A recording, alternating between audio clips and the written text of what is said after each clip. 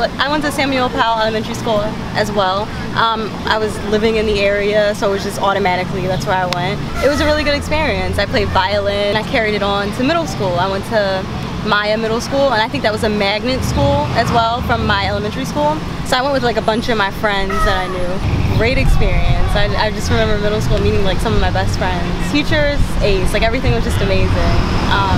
For high school, I think that was like really stressful. When I was in middle school, we applied.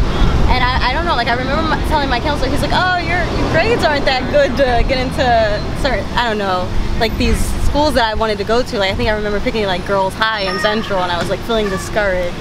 And then I remember there being like some sort of lottery for this new school that was being created, and I got picked. It was me and another girl, and like we were the only people from our school, and I was like, oh, I'm really scared to try like this new school, because like through middle school I went with everyone I knew from, like moved on to secondary school.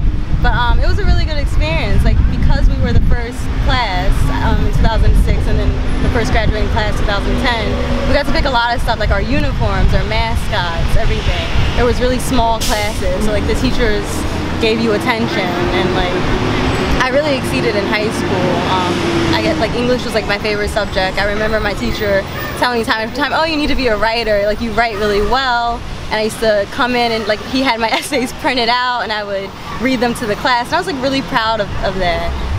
And they helped really prepare me for college. I was in some AP courses and everything. So when I was discouraged in middle school, I was like, oh, I'm not going to do well in high school. I had a really good high school experience.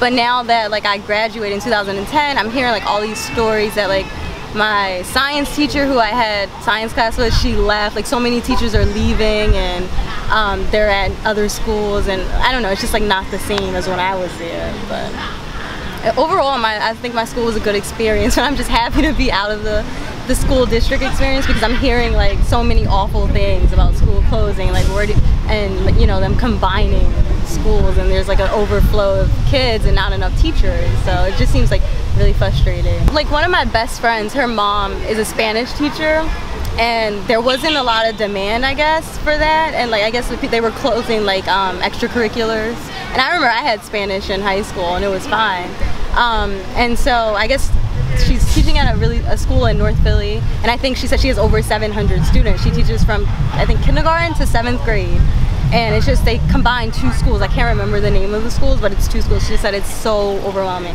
Like every day she's coming home crying, and I guess like some of them can't read, and it's that bad.